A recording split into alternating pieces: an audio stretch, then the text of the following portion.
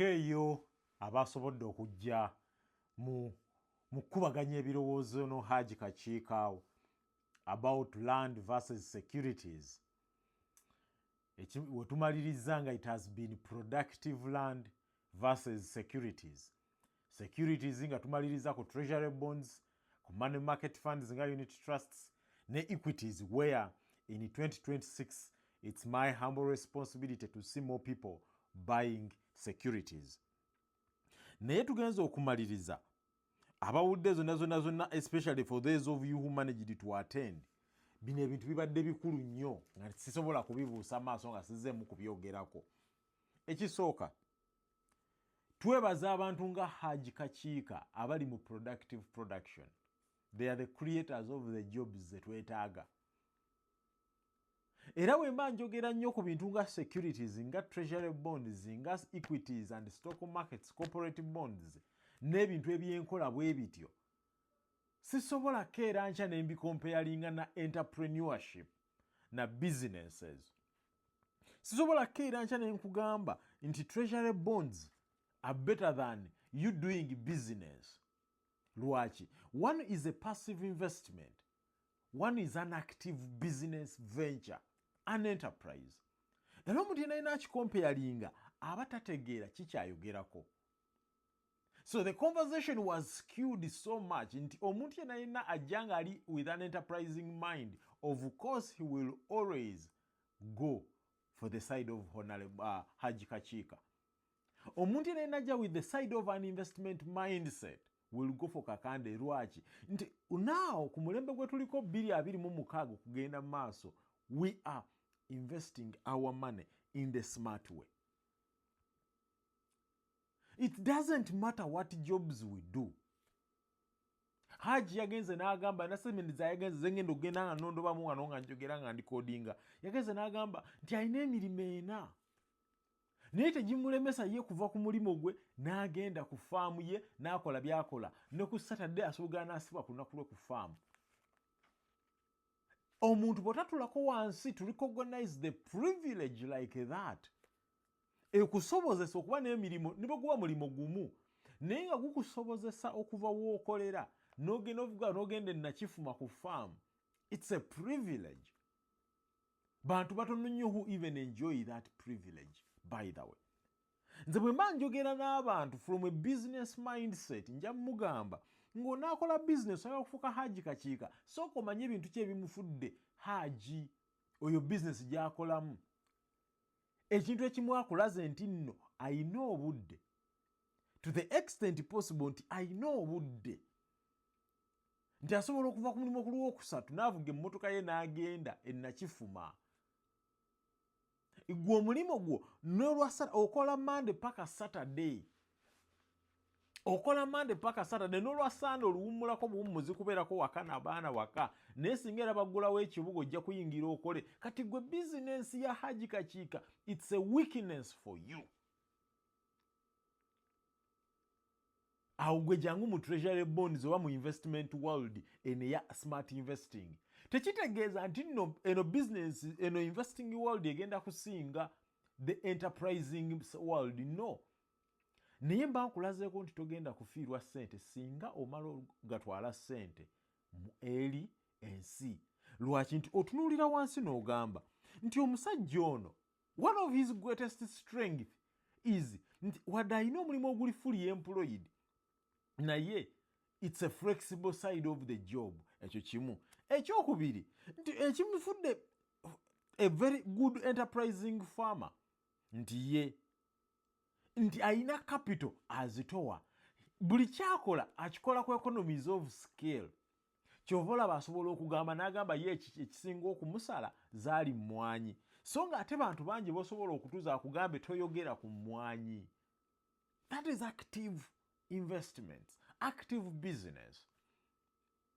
Naye omuntu olina okubeera nga you have a mindset that can easily filter out things, n'olaba what can apply to you for you to start seeing how this debate can benefit you. Owulidde? Nti gwe ng'omuntu ssekinoomu bw'otuula wansi n'ogamba naye mulimo gwange gwe nnina mulimo ki? Nti ndi Dubai. nti ndi mu America, nti ndi Sweden, gw'olijjawo obudde obulambula entangawuzi zo, bw'omaliriza ogenda teekayo omuntu azikulimire, bw'onaateekayo omuntu azikulimire ogenda kufiirwa ssente nga Hajji bwe yafiirwa ssente mu mmwanyi, because abantu bali bazimulabirira. Tulina faamu namba ya eka 200 ey'emmwanyi, omwami tali mu Uganda, ziri Luweero awo, zimusumbuye okumala emyaka 7, era yejjusa lwaki yasimba emmwanyi, naye nga mu butuufu emmwanyi zifuna. Naye okuba talina budde n'omulimu gwakola gw'amaanyi nnyo, agugjamu sitayagala kuddayo kulima ku mmwanyi ze, amaliriza kumpi faamu ayagala gitunda butunzi. Gano ge mazima. Kati omuntu oyo omugamba singa wamanya your weakness, nti obutaba mu ggwanga, it cannot work in your favor okuzimba, okubuildinga the farm. Wandibadde singa wasinte wasiteeka mu Treasury Bonds, singa oli wala nnyo, because mu myaka 7 wandibadde wateeka biliyoni namba wava mu biliyoni kolimu biliyoni 3. Singa tuweeregana abantu ba farm kugamba bakubba enkya n'eggulo, tekitegeeza nti emmwanyi tefuna, emmwanyi efuna. Tekitegeeza nti embuzi tezifuna, embuzi zifuna, Obedi azikozeemu ssente. Naye gwe obunafu bwo we buli tebukusobozesa to do that active business that can make you successful in it, ng'oli gwe weegomba ye bw'akikoze. Eyabadde ensonga nkulu nnyo. Ensonga ey'okubiri tugenda zigiraagiramu wano mpolampola naziwandiisa. Ensonga ey'okubiri, Hajji ayimiridde ku mazima akugamba nti abantu abagula ettaka baako ky'olikozesa. Now it's a very good and strong statement. To the extent possible, it sounds like it's a motivating statement. Yet it's not motivating at all. It's the realities of the matter, mu Hajji's eye view. Naye Hajji yerabira ensonga emu oba ensonga bbiri, which is extremely important. Nti abantu abasinga ku bantu 100 abagula ettaka, abantu 9 bagula ploti za amataka around Kampala and cities eziriranye ez'e Kampala oba eza mu Uganda. Ploti za amataka bagula ploti 5 ku 100. Ate abantu kwaba 9, 45 bazigula balowooza nti kangule ploti eno mu myaka 5 ejja kukola ssente. Bwe gyenguze miliyoni 10 mu myaka 5 egenda kuba miliyoni 2 oba 3. Lwaki? Nti gye buva ne gye budda abantu bafuba nnyo okufuna akasente. We bonna wonna we bakajje ne babaako we bakateeka nga with the view nti kajja kuzaala. That is inherently a desire for many of us. Kati Hajji bw'otarealizinga that fact nti ne bwe naakola ntya ne ŋŋamba nti mugule ettaka w'osimba emiti, abantu baagala nnyo oggula n'ateekaawo ne kikula ne kizimba, nti ate omulembe guno eryo ettaka lye bagula terikyakula nga bwe lyakulanga. That is a fact. Nti obwo obutono obwo obupuloti obutono bwe bagula, ky'obola bali mu baguza bupuloti 3 ku 5, 3 ku 6 kati. Bali mu zibaguza busunju. Nti omuntu ajja genda akola omusaala gwafiseewo miliyoni 2 agambe mutuufu kanziruke nguleyo kataka kubanga awuliriza akeera buli ku makya awulira nti ettaka bwe bugagga. Naye bugagga kiri ogenda okugula miliyoni 2 nga 3 ku 5 mu myaka 3 wayitewo onoonyaakwa ne miliyoni 3 nga tewali atalabika.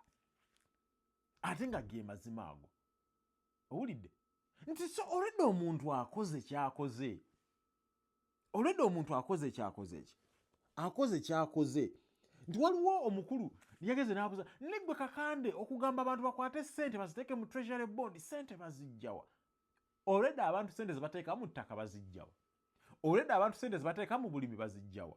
Nti abantu bajja ssente mirundi 3. Omuntu abalina abantu tulina emirimu gye tukola.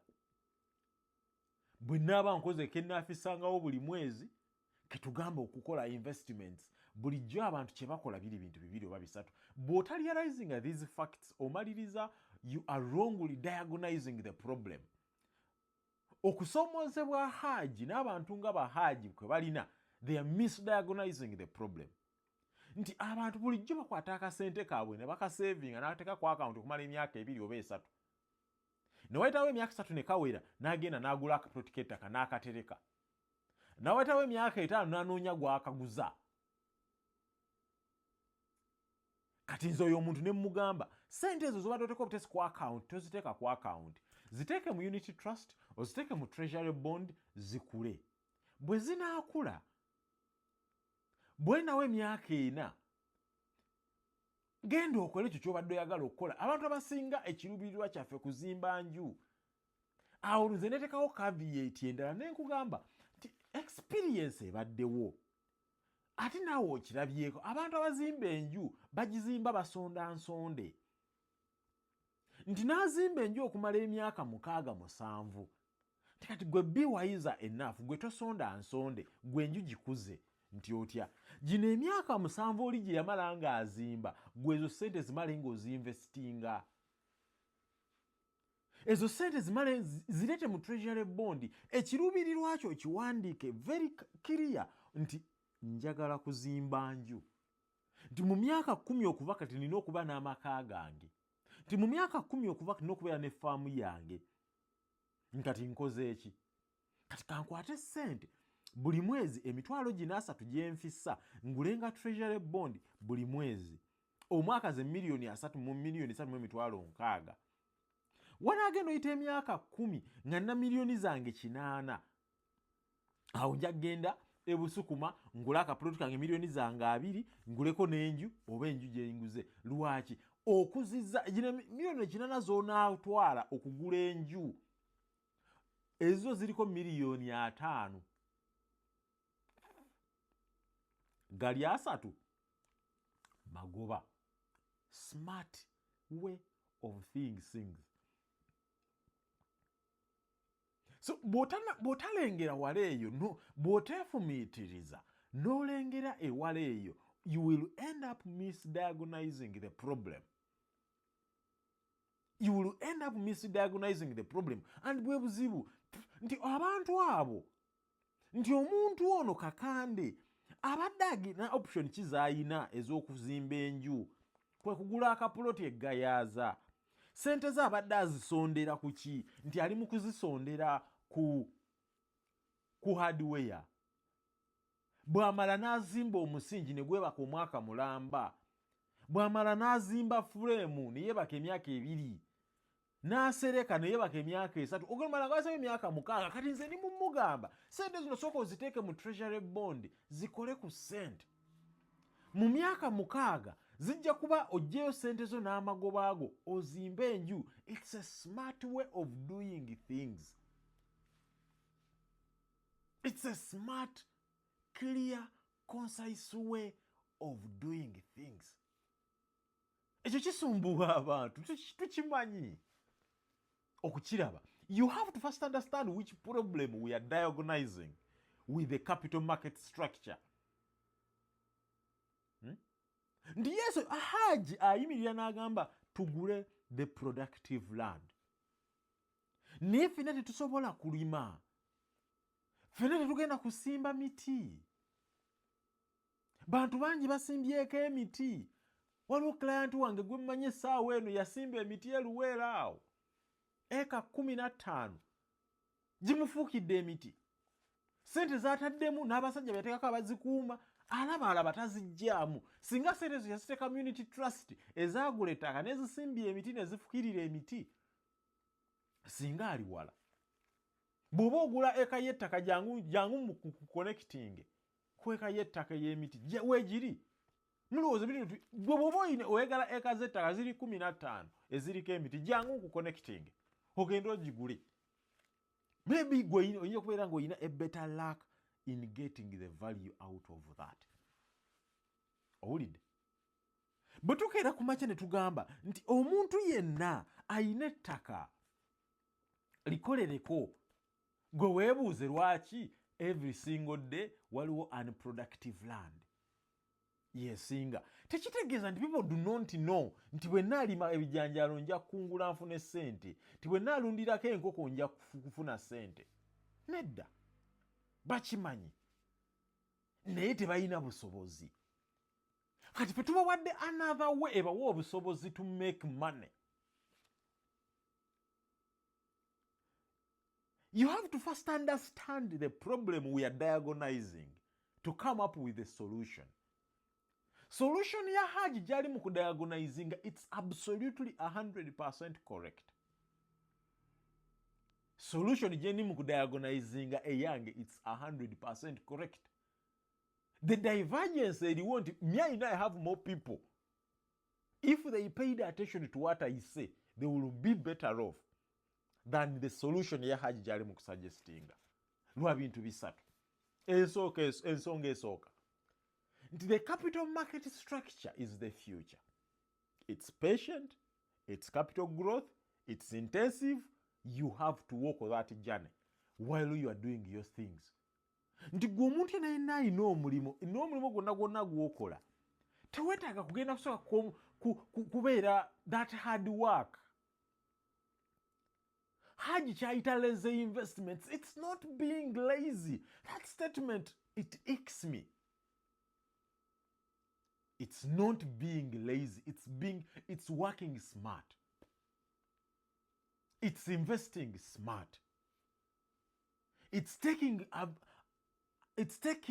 advantage of the opportunities that are available to you. Investing in treasury bonds, investing in equities, investing in money markets is you making your money work for you. Waliwo akatabo kano kenina ku tebo yange lumunja kuddamu nkasome bulungi. The richest man in Babylon. Kali wano. Omusajja akugamba nti bw'oba oyagala okusiga ensigo ey'obugagga, kwata ekimu ku ky'ekkumi kyo obeeko w'okiteeka kizaale ssente. Invest it. Invest it.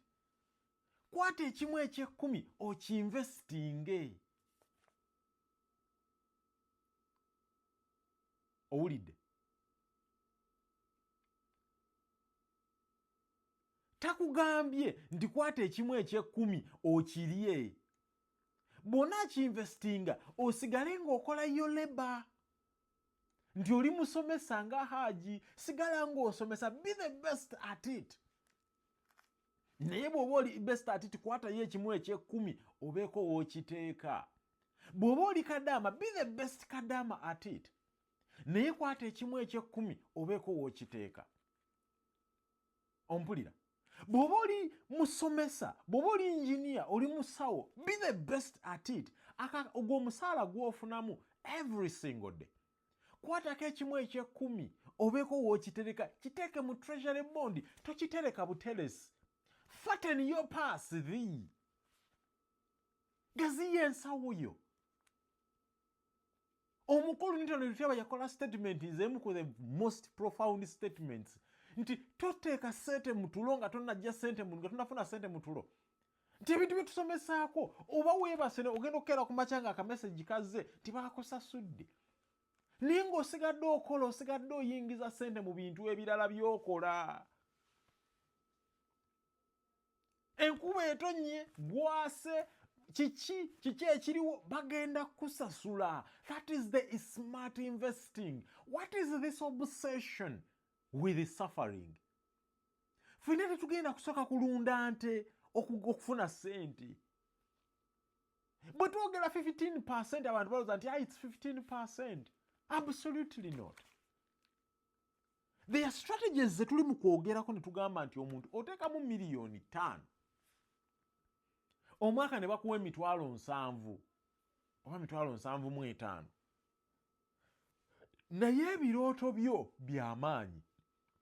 Gino emitwalo 7 zizzeemu.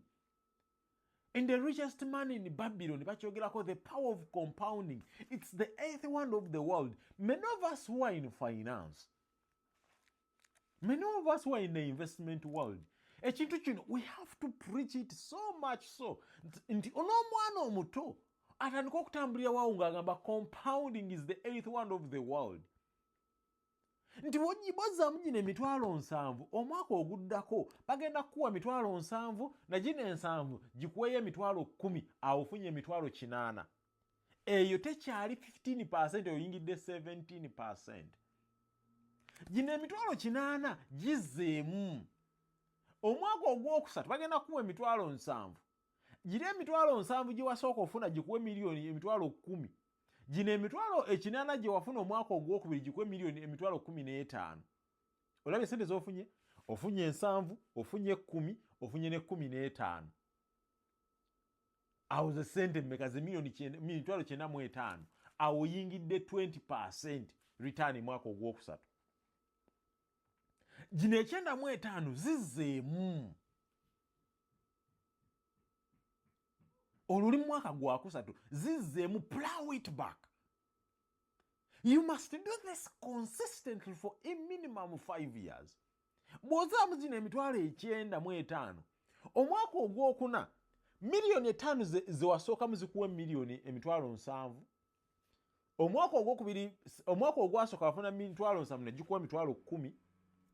Omwaka ogwokubiri w'ekinaana kikuwa emitwalo gyo 15.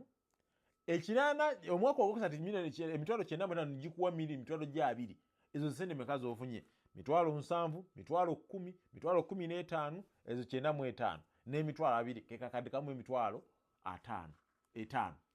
Olwo oli mukati mu 23% return. Mu mwaka ogwokutaano oba oyingidde 25% return nga yo capital growth olwo oli mu bukadde 89 naye nga watandikira ku bukadde buno obutaano.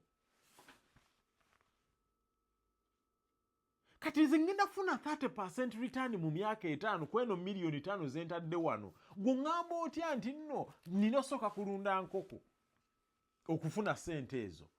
Gwe weerabidde ezo 25% return gyenfunye by playing the compounding game. Mu myaka 5 nja kuba competinga nawe return gy'ofuna mu business yo. The only difference is nze namanya what is most important and I knew the journey and I was willing to walk that journey. I was willing to walk that journey with the capital market structure. Owulidde nti mu myaka 5 ndaba olinze sente zange capital wange. Omwaka oguddako mu myaka 5 from mu myaka 5 ku myaka 10 it's the smoothest because it's compounding at an exponential rate. Eyali avufuna emitwalo 7 katofuna kamwana kamu 5 ogenda oyingira mu mwaka ogw'okumi nga your return on investment on your original investment is almost 70%, 80%. Kati gw'omuvubuka bw'otayiga kintu kino you are defeating, you are cheating yourself to the maximum. Kyobulaba omuvubuka ennyo bw'ajja n'atayiga bintu bino for a moment just learn even if you don't apply it. Tekikulemesa kugenda kulima kasooli bw'oba oli mulungi ng'osobola omulima. Tekikulemesa kugenda kunoonya mirimu. Lwaki? Kino ekintu kye tuli mu kukuyigiriza. It's a smart way of making money. You do not in any single day should it stop you from pursuing your life goals. Kakande ebintu byenkola nkyabikola. Business zange ndi muzisettinga up. Foundation zindi muzikola. Emirimu gy'abakama bange ndi mugikola. I come to the internet as a way of refreshing my mind and relaxing because the job I do, it's extremely demanding. Owulidde? Eyo yabadde ensonga nkulu nnyo okulaga abantu nti that productive land, it's a good concept. Naye abantu abasinga eyo si gye tuli. Abantu abasinga amataka ge bagula ge gano amataka g'okubojjerera obubojjerezi, amataka ga zeedi. Tegabakoledde ssente. Ate bodda mu rentals ate ezo nfu nnyo. But tetwazogeddeko so sijja zigendamu. Hajji yagenze n'akola statement eyabaddewo n'agamba inflation. N'agamba basket of goods zibasookamu ye food inflation which is absolutely 100%. N'agamba ye is the contributor and the protector of inflation. Hajji singa abalimi bokka be bali batakosebwa inflation, singa Uganda terina inflation because Uganda it's an agricultural nation. It's an agricultural nation. Nze nabagamba abanange we misdiagonise inflation, which is extremely painful. Because bw'otategere kinu nga what inflation is, okunaabuka kwa ssente, ojja malirizayo solutions you are getting to tezikukolera kyoyagala kukola. Ekintu ekisooka, the core inflation eya food and securities olina kugamba nti bwebanga ettooke lyetu lyewaka nga family lya million nalimbadde mu mwezi twetaaga 30,000, banayitawo omwaka gumu twetaaga 34,000, omulimu gwo gwa kugamba 34,000 nja kugijjawa kubanga mu inflation emmere gye tuli ewaka yeeyongeddemu 3,000. Nze wemba nkoze smart investment mindset nga nfuna wenateeka miliyoni yange emu nzijjawo amagoba ga mitwalo gyange 15, inflation yo ne bwerinnya up to 5% emmere yo nja gigula, tegenda kunnemesa. Lwaki? Wenfuna amagoba ga 15%, eno 5% gyeyongeddemu mu mmere yo temmenya, nsigazaawo 10% real return. Inflation bwe ngenda okugula amata ga Hajji tagenda kumbuuza gwe ssebo ssente zo wazigyewa mu treasury bonds oba wazigye mu bizinensi oba wazigye mu mbizzi. Akugamba nti ekikopo kyange ekyamata nkyagala miliyoni, nkyagala nusu 1,000 n'omusasula 1,000. Kati gwe omulimu gwo gwakugamba nti ssente ezinaagula amata g'abaana bange emyaka 2 mu maaso, kambeeko wano wenziteeka, nja kugyayo ssente zange ze neetaaga. You have to see it in that regard to appreciate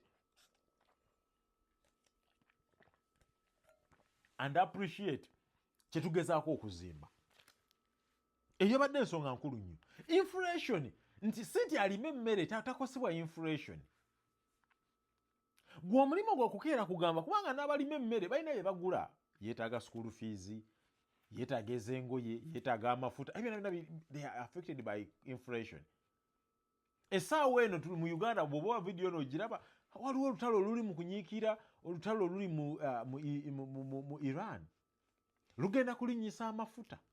Bwe lutazikira mangu, bwe lunaalinnyisa amafuta, buli kimu kijja kulinnya because somehow amafuta is directly impacts everything. Omulimi si mulimi si kifenna kigenda tutwaliramu. Nze at least ngamba nti mu bondi zange nziraba na 16%. Inflation kasita inflation esigala mu single digit, I'm still making money. Eyo yabadde ensonga nkulu nnyo. Bwe twogera ku risks nga bwe baakibuuza nagamba what is the risks and what is the rewards in treasury bonds. Treasury bonds, it's the safest investment in Uganda, but in the whole world. Abantu bwe boogera ku treasury bonds tebamanyi the structure and the infrastructure of treasury bonds. For a moment, let me even cut out Hajji, so can take over Andrew Mwenda. I've reached out to him to have a conversation because bakoze a very good video, Andrew Mwenda, Robert Kabushenga mukulu wange, ne Kobo. Very good. But around a period, Andrew Mwenda nagamba, yakoze this statement nagamba, I'm telling my friends that if you have treasury bonds, you should sell them right now because in the next 2 years, the country is going to default. A total misrepresentation and misguided approach of treasury bonds. Naji comparinga ne Ghanaian cedi. Natamanya Ghanaian cedis, they were euro bonds. Andrew Mwenda should even know that. But that's one. Nti, the euro bond was about the dollar. Nti yatuka, that country yatuka ekiseera nga tekyasobola na kubeeza nawona dollar. Nga tezikyawera. Nga tesobola kusasula dola ezaali zimachualinga. Uganda doesn't have a euro bond. Thanks to Ezra Suluma, ne Mukama Muze Mirembe, Mukakanizi, ne Emmanuel Mutebire, those 2-3 strong economists, mu 2012-2013, who rejected Uganda to have a euro bond at a time when almost every African country was getting a euro bond. There are 14 African countries which got euro bonds between 2011 to 2015 zonna for a moment they have struggled with those euro bonds. Waliwo Kenya, waliwo Ghana, waliwo Zambia, waliwo Ethiopia, waliwo Malawi, waliwo Egypt. That the inherent risk ya treasury bonds na euro bonds is completely different. But let's come back to Uganda specifically. Andrew Mwenda against an argument, the government is borrowing expensively locally. That is absolutely true. But at the same time, the government he serves has been in an electioneering year. Chovola people are demanding a higher premium. That after the election, it's the same government that Bank of Uganda that is pushing for the rates to come down. 1, 2. Andrew Mwenda, mu 2026 in March, nagenda n'agamba nti, wait a minute, treasury bonds, World Bank yatugoba. Andrew Mwenda, World Bank is back on the table. It is bringing a $2 billion injection into the economy for the next 3 years. Yakomawo. So of course, that means that reduces the risk of default. That statement, the issue I'm trying to talk about is the issue statement. If you have treasury bonds right now, you sell the treasury bonds because the risk of government defaulting in the next 2 to 3 years is almost 100%, which is absolutely unfounded. But the good thing, we are on the internet. 2 years from now is not far away. We shall be here to remind Andrew Mwenda about them. But Andrew Mwenda yalabidde ekintu kimu nti treasury bonds have one of the most, what makes them one of the most safest investment is what we call the rollover ability of the government. Nti essaawa eno government ne bayita kusasula trillion za Uganda 20, it will just issue another 40-year bond. Nesasula bano neyongezayo that debt obligation in 40 years from now. Yes. That is treasury bond. You can't do it on the euro bond easily. You can. Chovola ba Kenya erimu chikola. Kenya is now smoothening out its euro bonds because yali ekimanya government ya William Ruto we yajira mbukulembeze. Yasoka nebonaabona nnyo okulaba nti efuna sente mu treasury bonds mu usasula euros. Ne bakizuula nti nno zijjira kumukumu balina okubeera ne dola basasule. Kyeyakoze kati nekola redemptions neyewola new dollar euros nezongerayo 2032 endala 2035 endala 2039 negula zino zonna ezibadde okumpi 2027 2029 lwaki reducing pressure to the economy nezongerayo paka 2039 smartly. Mu treasury bonds it's absolutely 100% the easiest. They don't need to print money to pay treasury bonds. No. Except Andrew Mwenda doesn't understand that. Ekyokubi, Andrew Mwenda, the government gyakoleramu oba gyaweereza officially in official or unofficial capacity. Our taxes are so low, nga bwe yakyogeddeko, to afford to make sure the government can meet every single obligation, even without corruption. So they must borrow. So World Bank is back on the table. IMF was in Uganda. They had a meeting with at State House a few weeks ago on Monday. Was it last week but one? So simanyi recording yakolebwa ddi recording eyafulumye. But IMF was here. The Africa Bureau Chief omukulu yali wano mu Uganda. Report bagifulumiza ku eri ku website yawe. It's close to a 40 pages report about Uganda's ability long term, the fiscal measure and the debt measures. It's moderate. That it's sustainable for the next 5 to 10 years. And that's why IMF is coming back on the table to be in a position to lend money to Uganda. Ekyokusatu, US government, the support GRS eya $2 billion, however much it has certain ethical requirements, mu treasury bond, mugundi, ezo sente zakomewo. So Andrew yagaze nakola the misdiagnosis of a situation, najua wrong conclusion, without looking at all the facts. Techijjawo kiri nti no government should not borrow so much locally.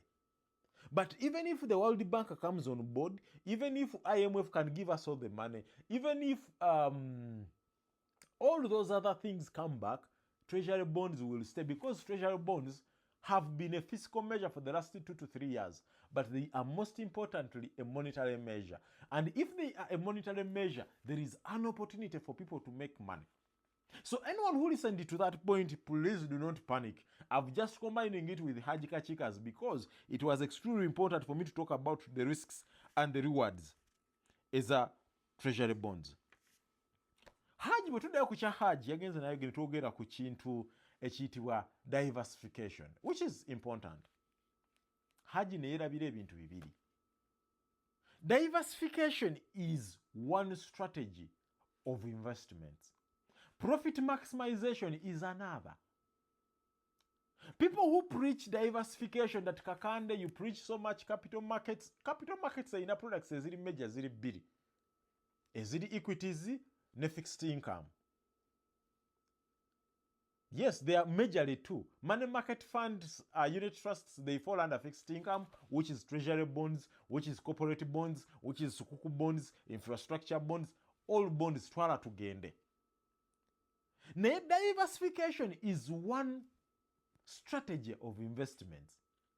Do you know what another strategy is? Profit maximization. Bw'aba omuntu ng'ategedde, for them they are going to pursue an investment-led mindset. Lwaki ng'afuna 15-16% minimum mu treasury bond, nga bwa compounding agenda yingira 25%. Why should I tell them to go diversify mu mataka gagenda ofuna 4-5%? It makes an absolute sense. Of course it's a good strategy. I'm not saying it's not a strategy for someone to pursue. I'm just saying it makes no sense for you to pursue it as the absolute truth. Lwaki, there are better strategies you can take on.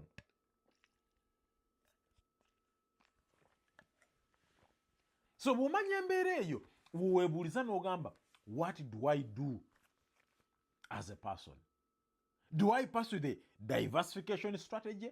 Do I pursue the profit maximization?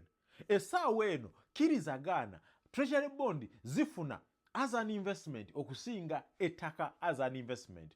Treasury bonds zifuna as an investment okusinga rentals as an investment.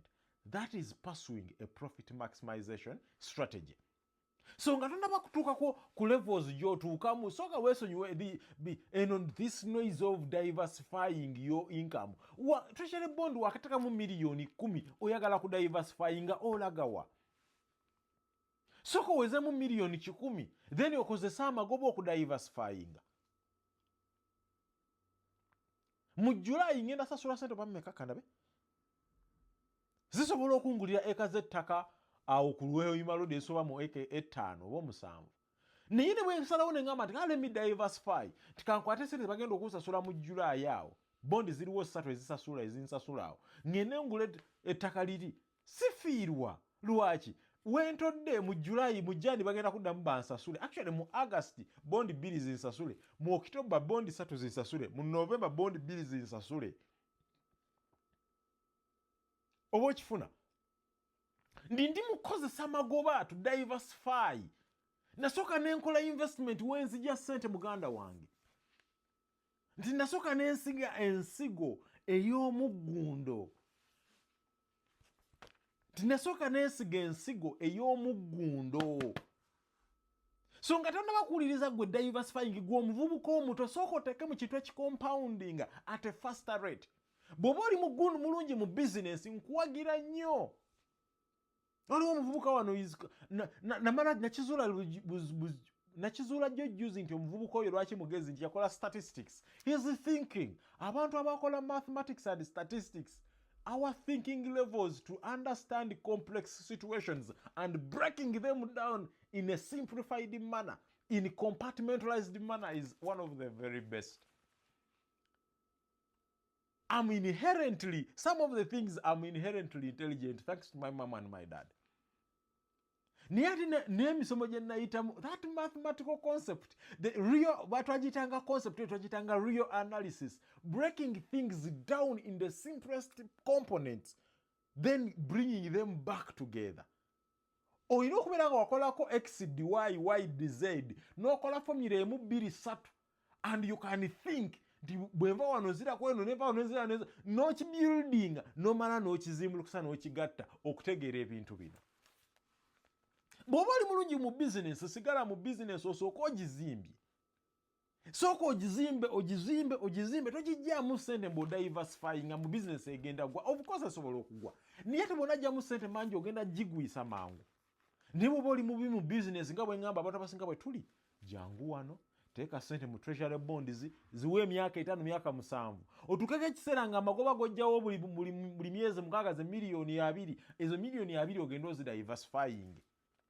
Nti ne bw'ozitadde bwe zifa, ebintu byateekamu bya myaka 2 bigenda siga bikuwa miliyoni 2 3 buli myezi 6. Tolina kyofiirwa nnyo. Yesu zijja kuluma naye togenda keera awo gabe bannange nfiiriddwa nnyo. Lwaki? Nti wateekawo ewava omukululo. Wasiga ensigo semasigo. Wafukirira ennyingi zaayo mu ngeri esinga. You must see beyond that. Okutegeera kye twogerako. This is not a get quick rich scheme. Absolutely not. Our type of investment is not a get quick. So okutegeera ekintu kyo, that diversification, it's not wrong. It's one strategy of investing. It's not the only way. There are people who have chosen to maximize profits whatsoever. Nina client wange omu mulungi nnyo. Era message eno banasobola ojjula bana bagiwulidde ajja mutumiddeko nnyo. Mu myaka 3 emabega wa myaka 4 nga ntandise okuwandiika ku bintu bino, twatula netwogera ne mugamba, twamala kumpi for like 3 months, njagala oyingire Treasury Bonds. Ndi Alex naye bino nga bikola wano mbadde nkola, ne njagala oyingire, sente z'olina zijja tukukolera. Naye Alex njagala ogula emmotoka eno, nga lindako sooka otuukeko kino. Ne tutandika. Juzi yampadde ebimuli byange nanga nti omuvubuka ono yandaga ekkubo ne mwesiga ne tutambula olugendo. Kati ssente zajja mu Treasury Bonds ne bw'ataddamu kubaako kyakola yadde naaka. Sirowooza nti aliddamu okubulwa ekyokulya oba okuteeka ssente mu mafuta mu gazola ye. Abamu benayogera ebintu ebisinga bayinza omutegeera kati kambibbemu naye kyenkakasa ssente wajja wafukola. Tulipo bayagala genda Dubai buli mwezi asobola. Oba Santorini asobola. Buli mwezi nga ssente azijja wano wafuna amagoba age. Muwala muto. Okay, si muwala. Si muto, sijja gamba ndi muno naye. Oba mukifuna. Nina mukama wange omu omulala. Myaka 2 nga twatula wansi ne tubuildinga namugamba naga Alex nsobola ota miliyoni 15 buli myezi 6. Nti kale. Byakola nti kale. Ndi kintu kino njagala nkikolera emyaka 3. Emyaka 3. Nga tutaddemu biliyoni namba. Twakagendako emyaka 2. Twakateeka mu miliyoni 65. Ne miliyoni 65 omuwa miliyoni kumpi 8 ku 9 buli mwaka. Naye namugamba tojjaamu yadde 10 tulina omumalayo kati guno 226 tugenda okutambula. Ateekemu biliyoni yadde yakola ebintu ebirala. Kati then andekere nzimbe buzimbi. Mu myaka 5 mukubire nti olina biliyoni 2, mu myaka 10 mukubire nti olina miliyoni $1 n'ekitundu. Olabo balidde emabega abatajja kudda mabega. So abantu abagoba profit maximization si bakyamu. Tekitegeeza nawe wa diversifying nti oli mukyamu. No. We are just choosing to pursue different investment strategies. Netudda ku smart investments. Hajji yagenze n'akola statement najogedde ko alina inagamba nti no, we are not lazy. Abantu abakadde balemeddwa okutegeera enkola empya. Enkola empya nti abana enkola eri ey'okubonaabona fena tetugenda kulunda. Bwe ngamba nti bannange kale gwe genda olunde enkokozo owunye kalimbwewo nze ka investinge. ojja kusinga okukola ssente ninange nja kukola. Gwe gy'onaazuukira ku makyanga bagambye nti zaalwadde omutwe gukulume, nze ndi wano akasale kange kajjanga bwe njagala. I'm living much better life, quality of life. Nfuna 15-16% nga sirina chance today. Gwe genda ozimba ennyimba z'abapangisa abo bakulumyeko ku mutwe ojja guwulira. Nze ka investing, it's a smart thinking. Nze ka ngende ngule equities mu US. SpaceX tugyesunga. Abantu abagula Nvidia mu 2022 bagagga bazibu essaawa eno. Namukwano gwange wano gwe tukola naye Husna. Yatandika jjo juizo ogula equities naye kati buli ssaawa abeeraawo kimu bibiri VOO, kimu bibiri QQQ, kimu bibiri SPY.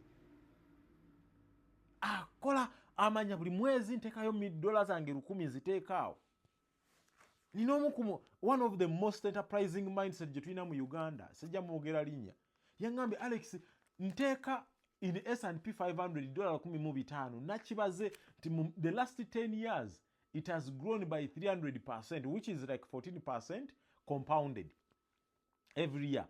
So, but in the last 10 years it's 300%. Nagamba, if it can replicate even just 200% in the next 10 years, $15,000 lwenteeka wano zijja kuba sente empitirivu, and that's how you build foundational wealth, my friends.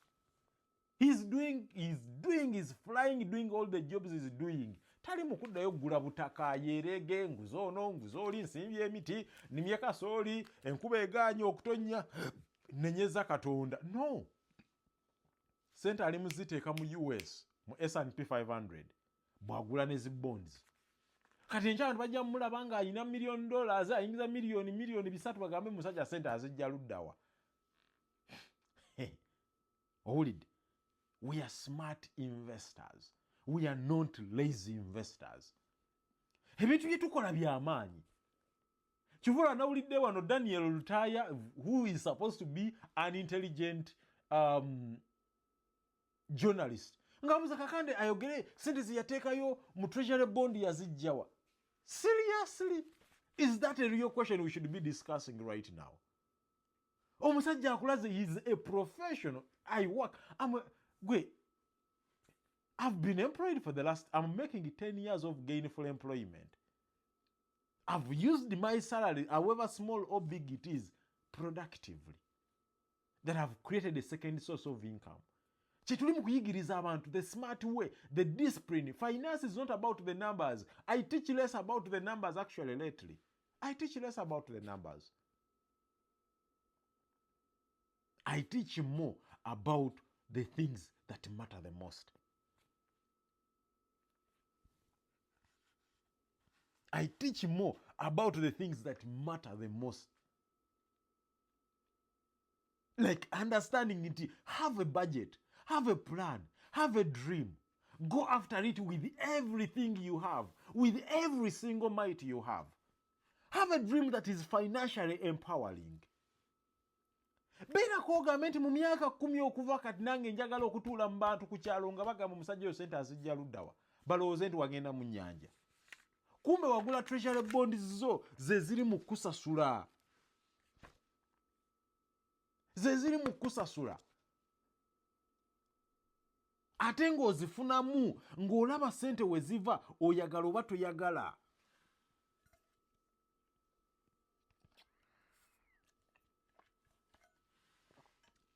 Oyagala oba tokola ki? Oba toyagala. Finance is about behavior. It's about long-term view. It's about walking the journey. It's about compounding. Ebyo bintu bw'obizza ebbali, of course you can easily think that doing okulima kwe kusinga okufuna. Tekitegeeza nti tekujja kufuna, naye if you do not understand the SWOT analysis, if you do not understand the money mindset gye tuli mu kubuildinga, ojja kumaliriza weevuma ensi. Ojja kumaliriza olowooza bintu tebifuna, naye nga bifuna. Ate nga bifuna kiralo. Ate nga bifuna kiralo muganda wange. So kwata sente zo ziteeka mu Treasury Bond, but bana ensonga lwaki oziteekamu. Bw'onajja omwalu nga toyina lwansi tomanyi nansonga, you cannot define that reason lwaki oziteekamu. Ojja maliriza oweevumya ebintu by'ozzeemu.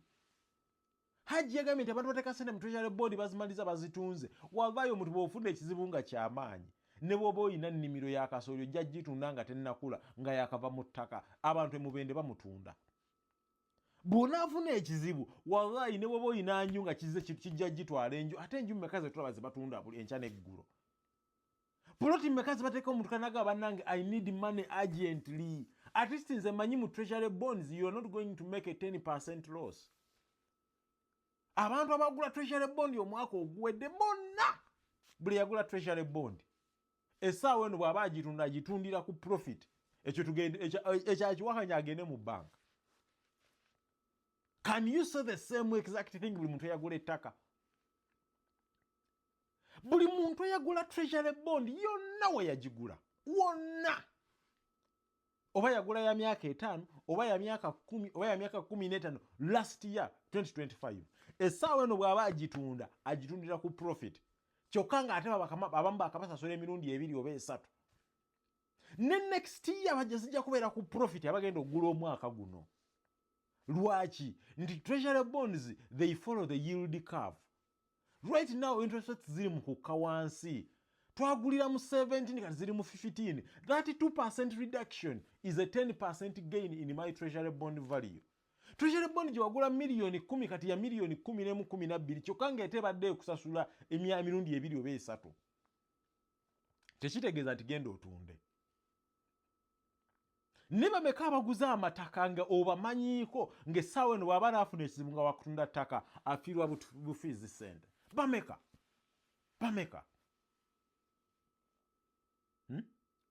Bino tubyogere in the seriousness of the matter. Bameka. Gwampuliriza essaawa eno weebuuza ogambe bantu bameka bemmanyi abaguze ku mataka ng'essaawa eno mu butuufu bw'aba waakulitunda alitundira ku loss. On average, mu Uganda's Treasury Bonds, it's always between a 12 to 18 month period where omuntu alina bond value yayo eri ku loss. 1. During election periods, rates rezirinnya. Naye na rates rezirinnya nkugamba totunda gula buguzi. Yongera ogula because they are cheap. Buy that dip oyongereko.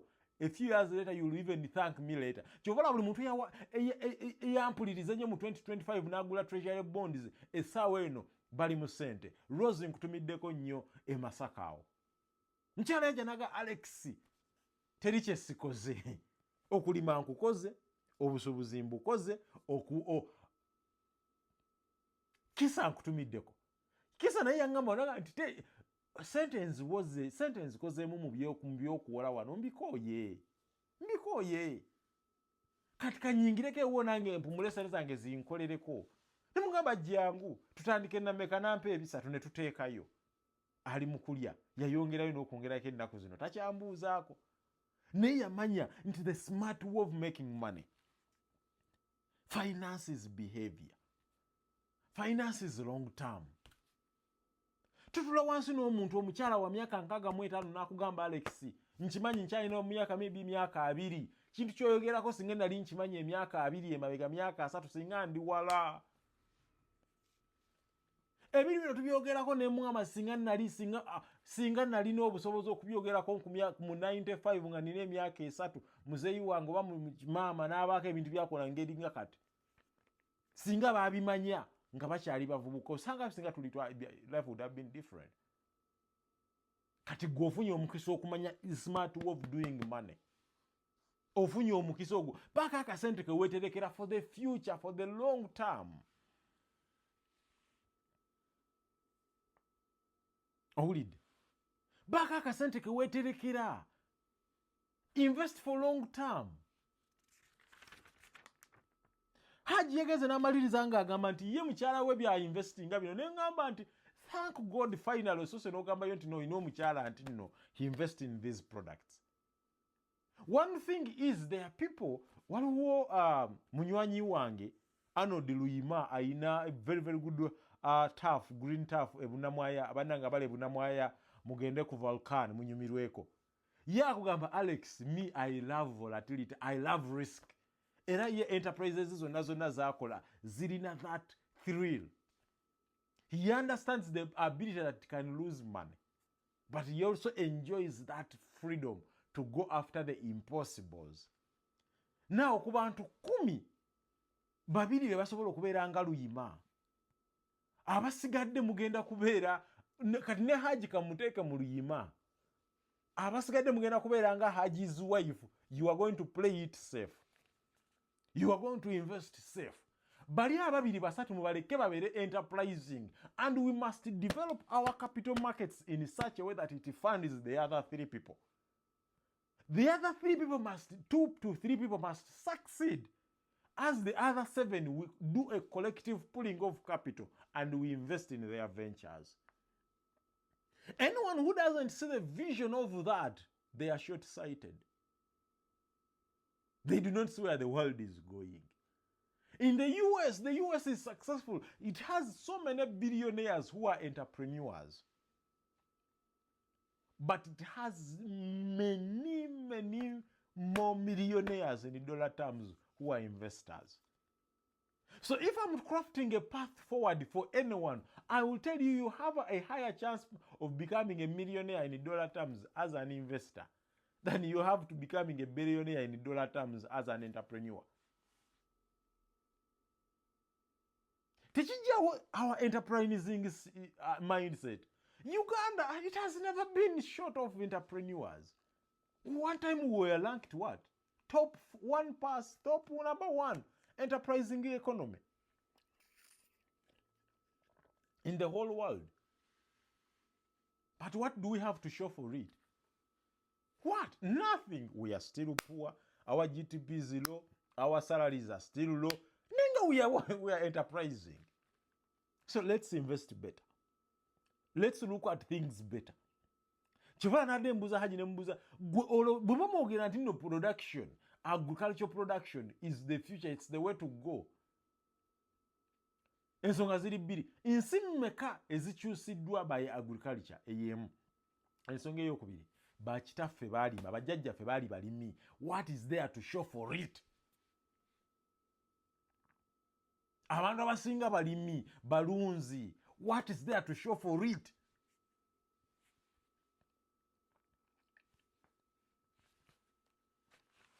Ensonga zino zikalubamu.